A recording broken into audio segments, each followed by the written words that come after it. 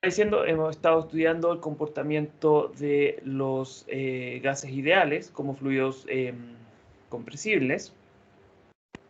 Vimos que este comportamiento que pudieran tener los fluidos compresibles iba a depender de su número de Mach, el cual recordemos que relacionaba la velocidad del flujo con la velocidad del sonido en el medio, y esa velocidad del sonido iba a estar dada por las condiciones del medio o del flujo según la condición del flujo en sí. Es decir, si teníamos un flujo que iba cambiando su temperatura a lo largo de una cierta geometría, como podía ser el caso de las toberas, íbamos a tener que la velocidad del sonido también iba a ir cambiando, y por lo tanto el número de Mach no iba a depender solo de una constante C, sino de esta velocidad del sonido que era una función de la temperatura. Bien, también estuvimos viendo que en toberas convergentes se daba la situación en la que si nuestro fluido entraba como en régimen subsónico, íbamos a llegar a un máximo posible que correspondía a un flujo con la velocidad del sonido, pero que no íbamos a poder superar este número debido a ciertas condiciones que estuvimos hablando. En cambio, para las toberas convergentes divergentes, donde teníamos esta especie de geometría compuesta, donde teníamos primero una zona convergente, donde el área iba disminuyendo a medida de que avanzábamos en esta tobera, y después teníamos una zona divergente, donde el área ya iba aumentando a medida que seguíamos avanzando. Para ese tipo de geometrías sí íbamos a poder encontrarnos con flujos subsónicos, y el flujo subsónico iba a estar dado solo en la zona divergente. Por supuesto, si nuestro flujo era inicialmente subsónico. También vimos que el número máximo de Mach que podíamos obtener en este tipo de toberas iba a ser igual a 1 en la garganta, que era la zona de menor área de nuestra tobera. Bien, hasta la clase pasada estuvimos viendo y hablando de este comportamiento, suponiendo simplemente que nuestro flujo se iba a comportar isentrópicamente, es decir, la entropía de nuestro fluido se iba a mantener constante a lo largo de nuestro tobera, pues, para el caso de la geometría que estuvimos estudiando. Y para ese tipo de flujo desarrollamos ciertas relaciones, las cuales estaban basadas principalmente en, por supuesto, las ecuaciones básicas que ya conocemos y hemos hablado a lo largo de este curso, además de las ecuaciones de estado que iban a ser únicas, por así decirlo, para nuestros gases ideales. Que por supuesto era una idealización bastante grande, pero que en la práctica nos permitía aproximar de manera bastante buena a nuestro flujo de nuestro fluido compresible. Bien, la clase de hoy día, y ya para ir terminando con este capítulo y este curso, vamos a hablar de un fenómeno que mencioné rápidamente, más no le pusimos mayor énfasis, y corresponde a las ondas de choque. En particular vamos a hablar de las ondas de choque normales. Bueno, ¿qué son las ondas de choques? Como ya también les había mencionado con anterioridad, las ondas de choque corresponden a discontinuidades irreversibles que podían ocurrir solamente cuando nuestro flujo era supersónico. Y estas ondas de choque, por supuesto, se van a poder formar tanto en flujos externos como internos. Entonces, lo que vamos a ver no va a ser único a estas geometrías, sino también vamos a observar este tipo de comportamiento en situaciones donde ya nuestro flujo es externo, como pudiera ser cuando estamos estudiando un avión que se mueve a velocidades supersónicas. Bien, estas ondas de choque pueden ser tanto estacionarias como no estacionarias. ¿Y qué quiere decir esto? Básicamente que las ondas de choque se pueden mantener en un lugar fijo o posición fija, es decir, son estacionarias, o también se pueden mover, y es decir, son no estacionarias. Y eso, por supuesto, va a depender del problema en particular que estamos estudiando. Además, una característica muy importante de estas ondas de choque corresponde a que son muy delgadas.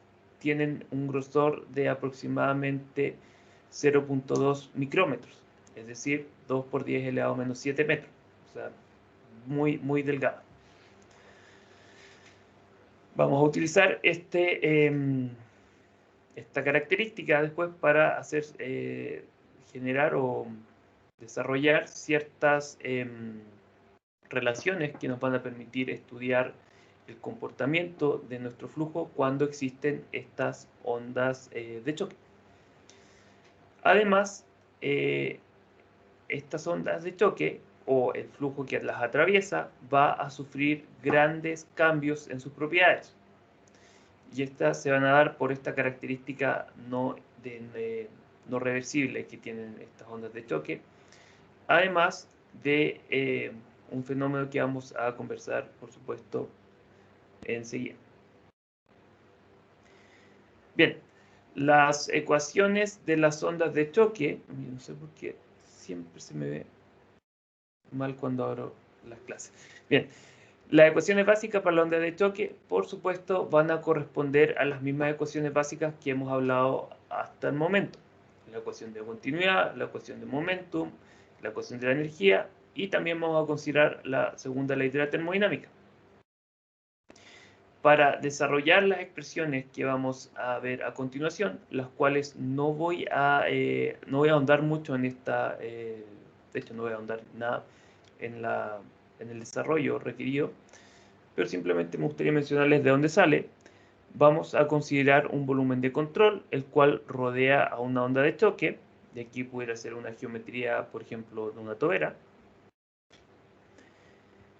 Y para este volumen de control vamos a considerar, por supuesto, que tiene un espesor similar al de la onda de choque, ya que nos interesa solo contenerla a ella y no al fluido que se encuentra alrededor, quizás. Como se sugiere en esta figura, la cual parece que va cambiando cuando le hago zoom. Bien, vamos a tener entonces dos superficies que son perpendiculares al flujo en esta tobera, una superficie 1 y una superficie 2, las cuales vendrían a ser paralelas a, perpendiculares a la dirección del flujo, entonces hacia la dirección del papel. Y vamos a encontrarnos de que en esta onda de choque, primero vamos a ver que un flujo entra con velocidades supersónicas, es decir, tiene un número de Mach mayor a 1, y luego de atravesarlo, va a salir con velocidades subsónicas, es decir, con un número de Mach menor a 1. Vamos a diferenciar estas dos superficies, por supuesto, con un número 1 y 2. Entonces vamos a decir que el número de Mach en 1 va a ser igual a 1, pero mayor a 1, y el número de Mach en 2 va a ser menor a 1. Bien, me faltó mencionar, me disculpo, de que vamos a hablar de ondas de choque normales, las cuales son, como su nombre sugiere, normales a el flujo, y no vamos a hablar de otro tipo de ondas que corresponde a las ondas de choque oblicuas, que tienen un ángulo distinto a 90, porque ya la teoría unidimensional, que es la que estamos desarrollando, no va a ser capaz de capturar este comportamiento, y ya se complica, por supuesto, y se escapa también de los objetivos del curso. Bueno, como estamos hablando de nuestro volumen de control, vamos a tener entonces que nuestro flujo entra con velocidades subsónicas, sale con velocidades supersónicas y sale con velocidades subsónicas. Y además, como ya les había mencionado, ya que el grosor de estas ondas de choque es muy pequeño, o de manera inversa son muy delgadas, vamos a suponer que el área de esta superficie por la que entra nuestro flujo, o la superficie 1, va a ser aproximadamente igual a el área de la superficie 2. Eso simplemente porque existe tan poca diferencia en la distancia de estas dos, que nuestro dA va a ser aproximadamente igual a 0. Bien, además vamos a considerar, y esto es un detalle importante, que para el caso de las toberas, nuestro flujo va a ser isentrópico. Por ejemplo, si tenemos una situación como la que ya estuvimos estudiando, donde tenemos una tobera conectada a un reservorio, y a la izquierda y uno a la derecha, vamos a considerar que nuestro flujo es isentrópico hasta el punto en que se encuentra con esta onda de choque. De igual forma, vamos a considerar que nuestro flujo va a ser isentrópico desde que sale de esta onda hasta ya que llega a nuestro plano de salida, y ahí ya vamos a encontrarnos con distintos comportamientos. Como que si bien lo recuerdan, habíamos hablado de que cuando nuestro flujo era isentrópico en nuestra tobera, dependiendo de la presión a la que se encontraba nuestro reservorio de la derecha, podíamos encontrarnos que se iban a formar ondas de choque posteriores a la tobera, y por supuesto, como existen ondas de choque, vamos a encontrarnos con un cambio no reversible o un flujo no isentrópico. Bien, entonces, resumidas cuentas, tenemos nuestra onda de choque de grosor muy pequeño, áreas similares, flujo entra como supersónico, sale como subsónico, el flujo antes de la onda de choque y después de la onda de choque va a ser isentrópico, pero vamos a tener un cambio no reversible. Entonces, la entropía de nuestro flujo posterior a la entropía de nuestro flujo, la entropía de nuestro flujo posterior a la onda de choque va a ser mayor a la entropía de nuestro flujo previo a la onda de choque. Bueno, en base a estas consideraciones y las ecuaciones básicas, podemos desarrollar una serie de relaciones, de igual forma como lo hicimos con los flujos isentrópicos, las cuales aquí presentamos. Bueno, ustedes la pueden ver en detalle, pero en particular vamos a encontrarnos con 6 ecuaciones, con 6 incógnitas, y además de esta relación que nos indica de que la entropía en el punto 2 siempre ha de ser mayor que la entropía en el punto 1, las cuales por supuesto vamos a poder resolver utilizando el método que prefiramos para resolverlo. Son muchas ecuaciones, por supuesto, y el tratamiento va a ser un poco engorroso, pero hoy vamos a ver otras alternativas. Bueno, de igual forma, antes de me está adelantando. Bien, estas expresiones nos van a indicar una serie de comportamientos de las propiedades de nuestro flujo y cómo estas van a ir cambiando a medida de que atravesamos nuestra onda de choque. En particular, vamos a tener que la temperatura de estancamiento va a mantenerse constante, es decir, la temperatura de estancamiento en el punto 1 va a ser igual a la temperatura de estancamiento en el punto 2, y como el resto del flujo es isentrópico en ambas zonas, quiere decir que la temperatura de estancamiento va a ser constante en nuestra tobera. Bien, vamos a tener por supuesto que nuestra entropía ha de aumentar, ya que existe un cambio no reversible, y por supuesto nosotros sabemos que la entropía no puede disminuir debido a nuestro curso de termodinámica, ya tenemos este conocimiento claro. Vamos a tener también que la presión de estancamiento disminuye, la temperatura va a aumentar, la velocidad va a disminuir, la densidad va a aumentar, la presión también va a aumentar, y como habíamos ya adelantado, el número de Mach va a disminuir. Y aquí esta disminución, por supuesto, va a ser de un número mayor a 1 a un número menor a 1, indicando esta transición de flujo supersónico a flujo subsónico. Bien, de igual forma, como lo habíamos hecho con las propiedades de estancamiento y las propiedades críticas, podemos generar relaciones que nos van a relacionar nuevamente el número de Mach con todas estas propiedades o el cambio de propiedades que existe en esta onda de choque.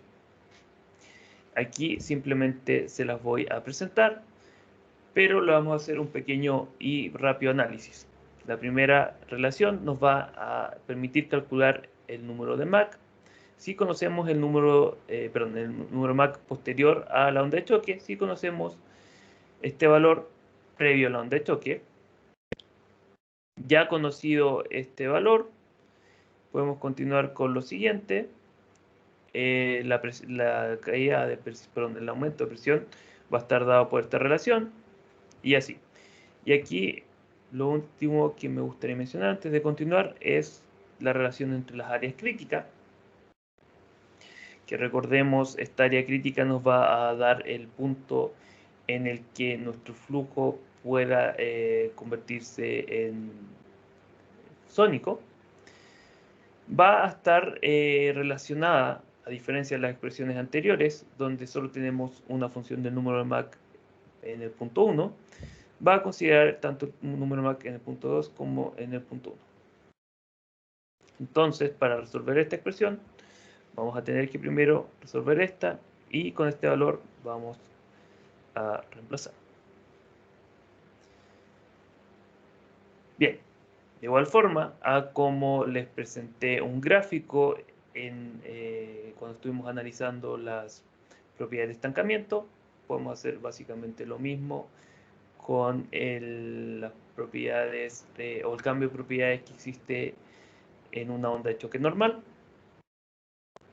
Y aquí pueden ver, por supuesto, cómo se comporta nuestras propiedades, como ya les había adelantado en este gráfico. Tenemos el cambio del número Mach, pasamos de,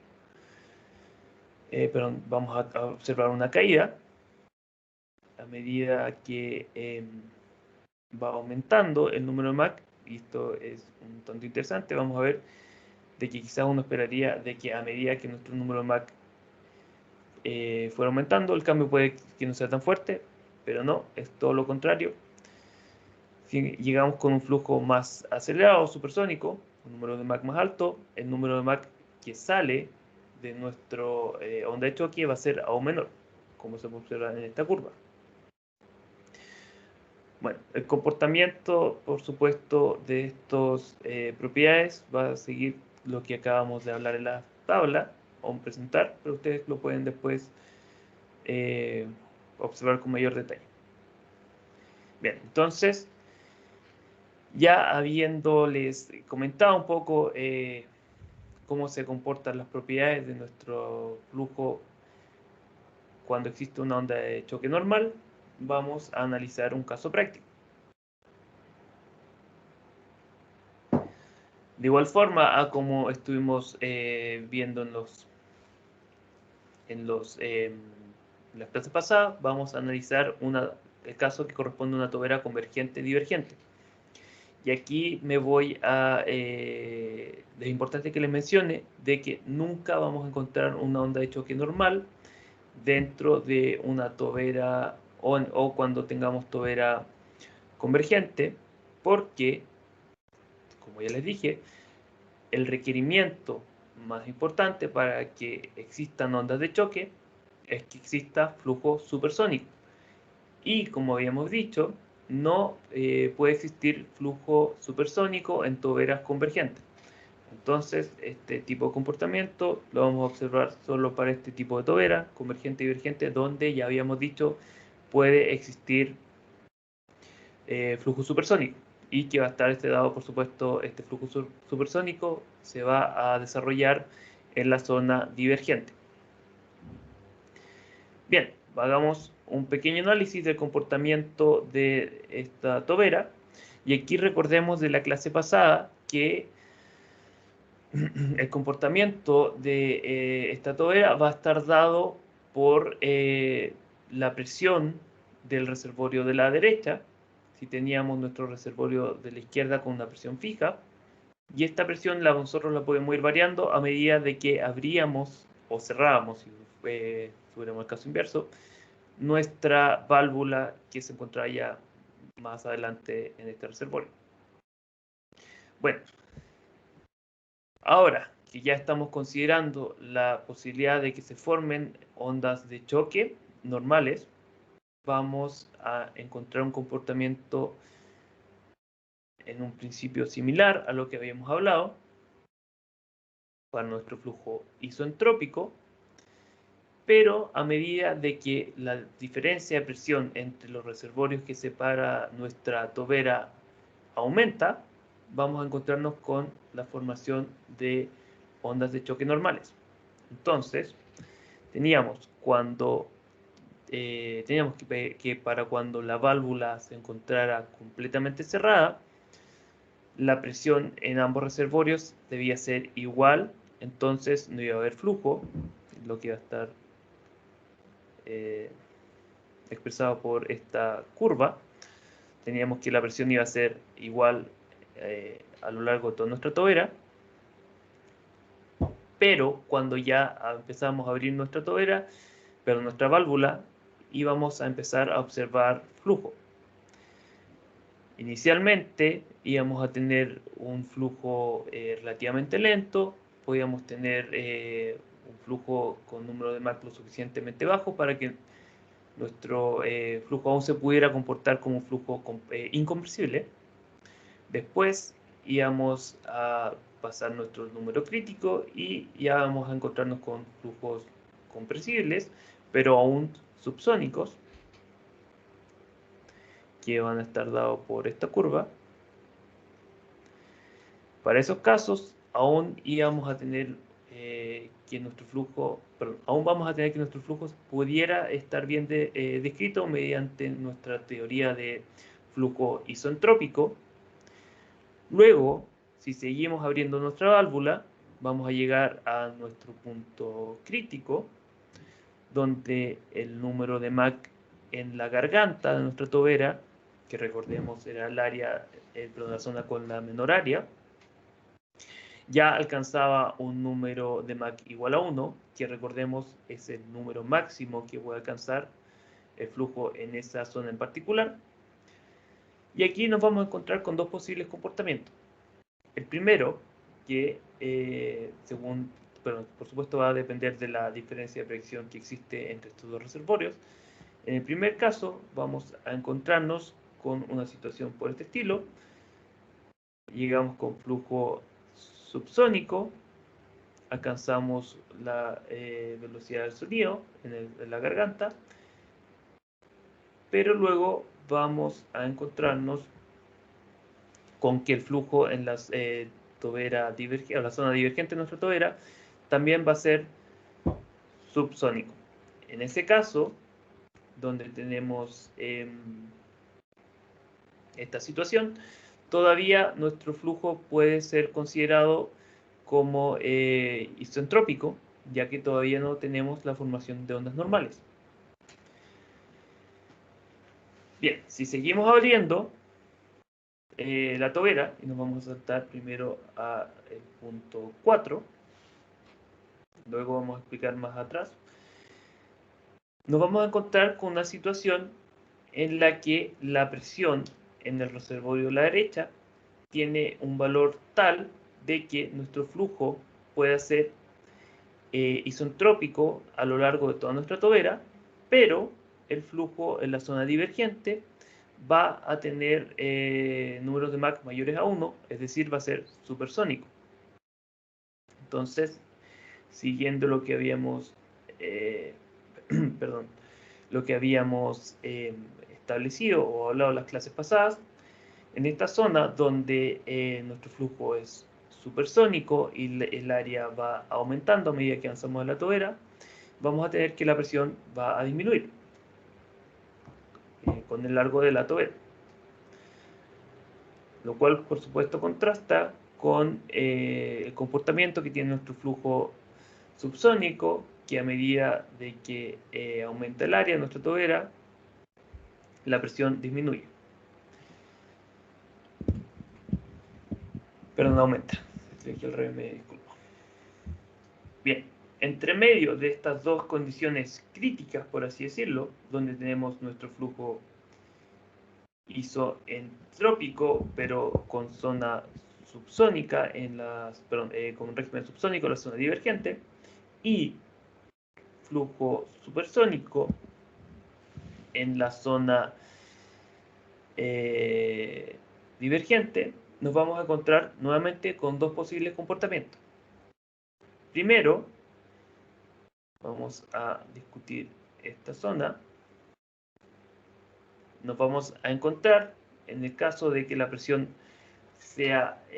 obtenga un valor que nos va a permitir este comportamiento, por supuesto, nos vamos a encontrar con la formación de una onda de choque normal en el plano de salida. Entonces, nuestro flujo va a ser completamente isentrópico hasta que llegue al plano de salida. Posteriormente a este plano de salida, o en este punto exacto, vamos a encontrar este cambio irreversible que va a tener un comportamiento similar a lo que habíamos establecido durante esta clase.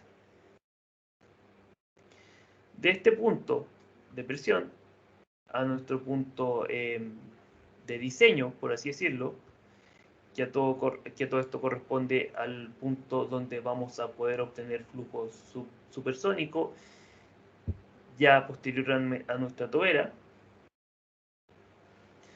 vamos a encontrarnos con el siguiente comportamiento.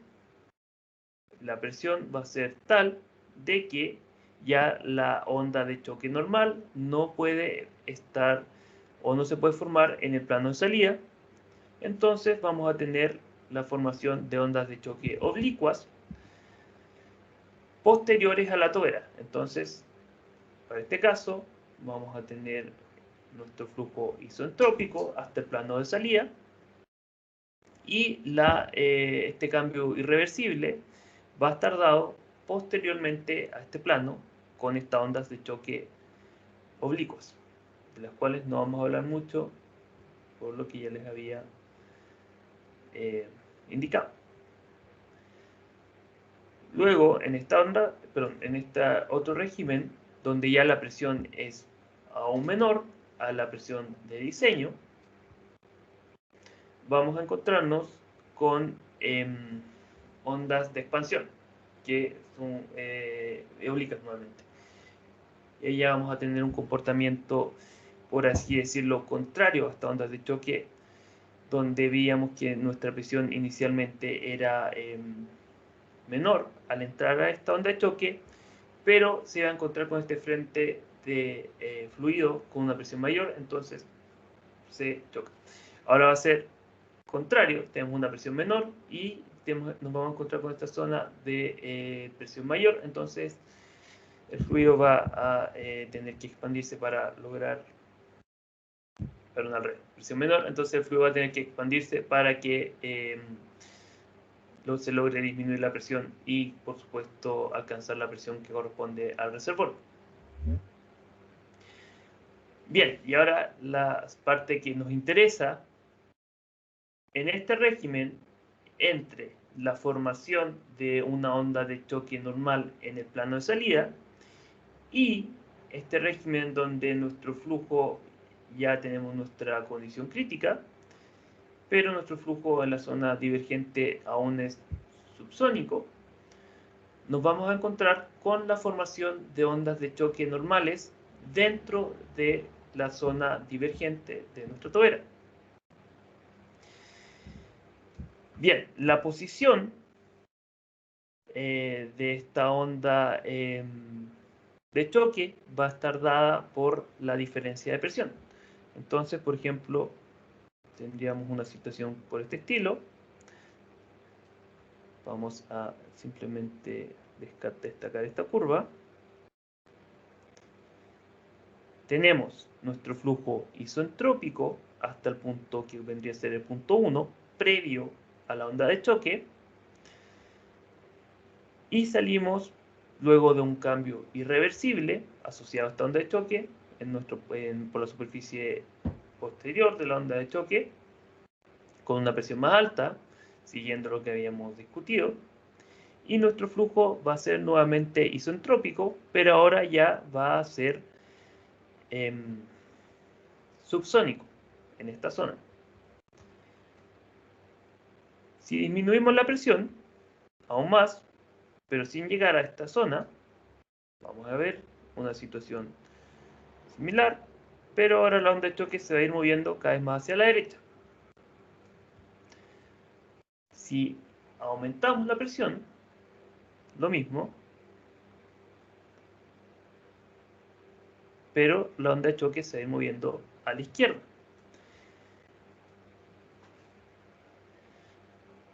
Bien, entonces, ¿cómo podemos determinar la posición de esta onda de choque o si se va a dar? Para eso tenemos las siguientes relaciones. Y aquí vamos a ir volviendo un poco sobre nuestro esquema que le acabo de mostrar. Voy a bajar bien.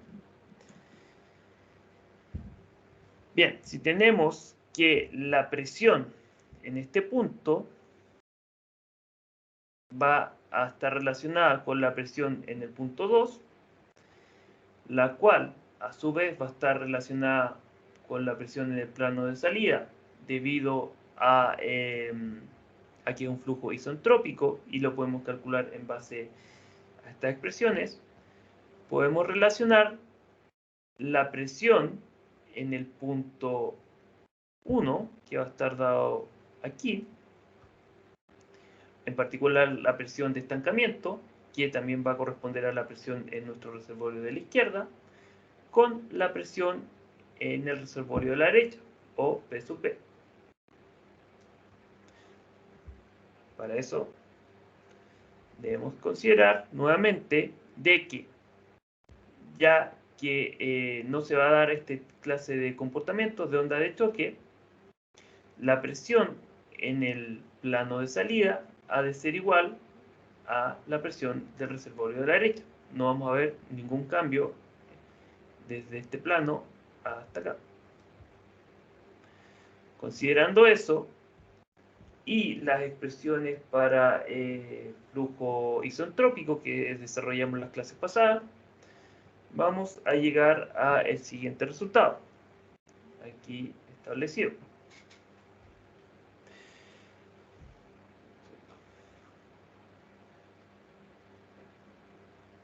El cual nos va a permitir relacionar el área de la onda de choque con el área del plano de salida y el área crítica de este plano, como está establecido en esta, se me perdieron las pantallas. Bien, cómo está establecido en esta expresión. Bien, ¿cómo nos enfrentamos a esta expresión? Vamos a tener que conocemos PE, porque va a ser igual a PB. Conocemos P0, que por lo general va a estar dado por nuestro problema, que es simplemente la presión del reservorio de la izquierda. Conocemos el área de del plano de salida y el área de la tobera, perdón, de la garganta. Entonces, esta expresión la conocemos.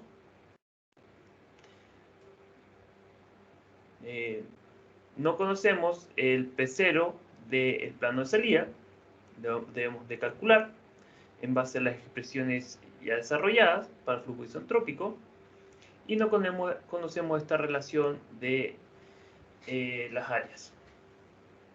Entonces vamos a tener que trabajar de manera iterativa, recordando de que estos dos términos dependen del número de Mach. Y ahí vamos a hacer un ejemplo ya en la próxima clase, porque no alcanzaremos hoy día.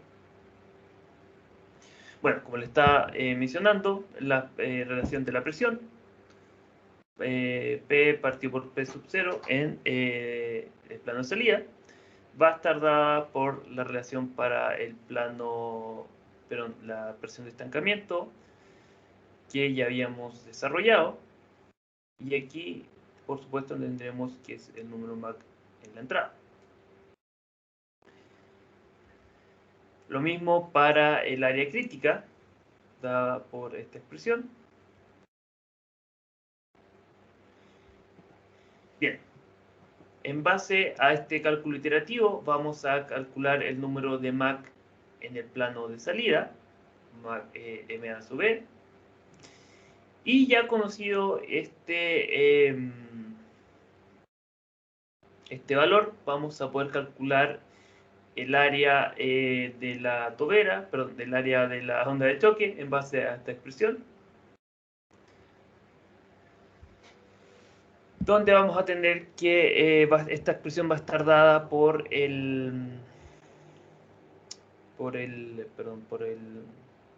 las expresiones que habíamos establecido para las ondas de choque. Aquí no conocemos Mach, el número de Mach previo a la onda de choque, por lo que nuevamente vamos a tener que trabajar iterativamente. O si ustedes lo prefieren, también pueden utilizar solver no lineales. Y bien, eso sería entonces, como lo sé. No puede que no me haya explicado muy bien esta última parte, pero la vamos a ver ya con un ejemplo que está en la práctica, que a todo esto ya la subí. Entonces ya la próxima clase les voy a explicar mejor. Bien, antes de terminar, eso sí, me gustaría mencionarles un apéndice que subí recientemente y se los voy a mostrar enseguida. Me voy a asegurar que se esté viendo. Bien. Este apéndice está disponible en la sección de apéndices en Canvas y básicamente contiene dos informaciones, por así decirlo. La primera corresponde a las propiedades de estancamiento que habíamos desarrollado hasta la clase pasada. Aquí recordemos estas expresiones. También están las condiciones críticas para gases ideales, las cuales están relacionadas con el número de Mach y también esta constante K que relaciona los calores específicos para nuestro gas ideal. Y aquí recordemos que para aire era igual a 1.4. Tenemos nuestro gráfico en el que si ustedes desean pueden utilizar para resolver los ejemplos como el que vamos a ver los que vamos a ver la próxima clase, y también esta tabla. Bien, esta tabla básicamente corresponde a estas expresiones y también por supuesto este gráfico, donde vamos variando el número de Mach y por supuesto vamos a obtener distintas razones entre P0 y P. La gracia de utilizar este apéndice, para quien lo desee, es que no van a tener que programar o utilizar alguna hoja de cálculo que pudiera ser requerida para resolver los problemas que vamos a ver. De igual forma, como está establecido para como les presenté para las relaciones de estancamiento, este apéndice también cubre las relaciones para ondas de choque normales. Tenemos nuestras ondas relaciones que ya establecimos, sus correspondientes relaciones con el número de Mach para las distintas propiedades, nuestros gráficos.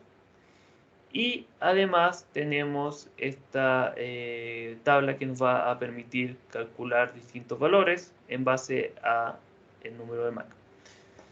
Aquí, por supuesto, lo que ustedes tendrían que hacer cuando se encuentran con el problema que vamos a ver en la práctica y también en el certamen, es iterar en base a estos valores tabulados Y la iteración, por supuesto, ahí ustedes,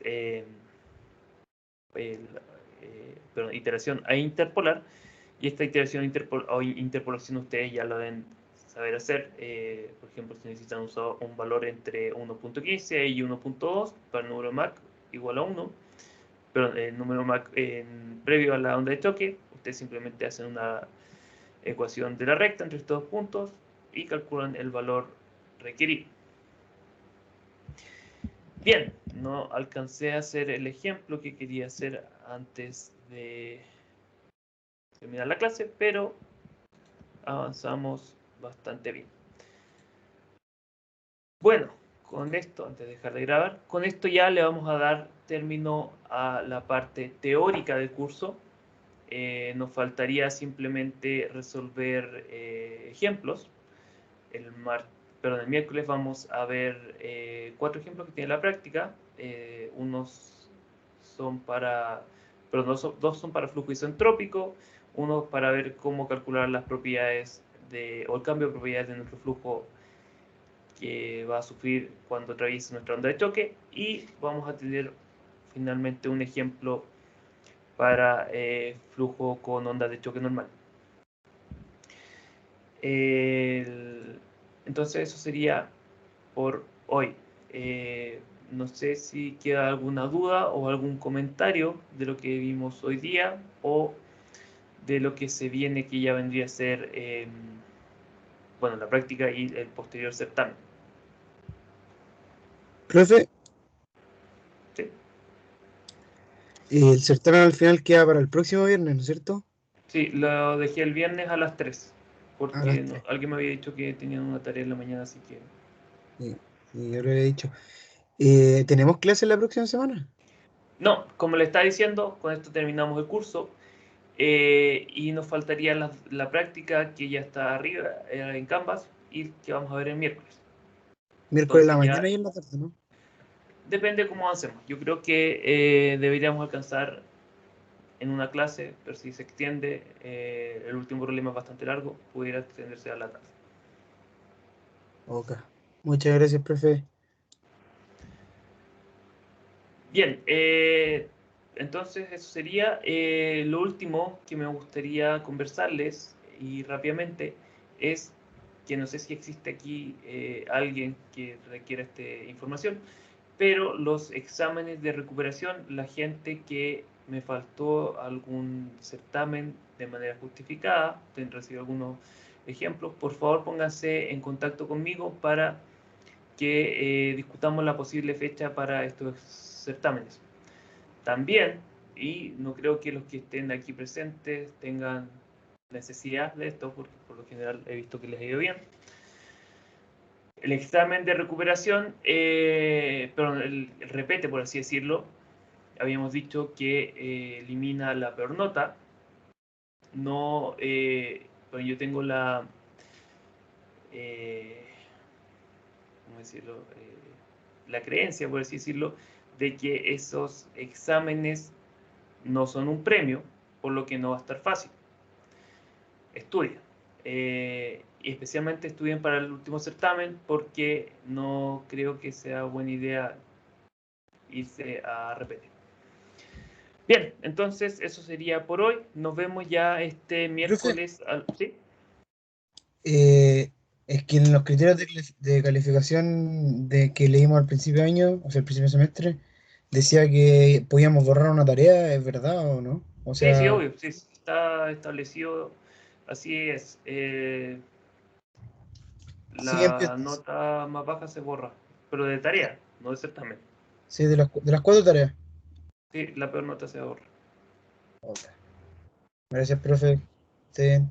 Chau. También. Chao, chao.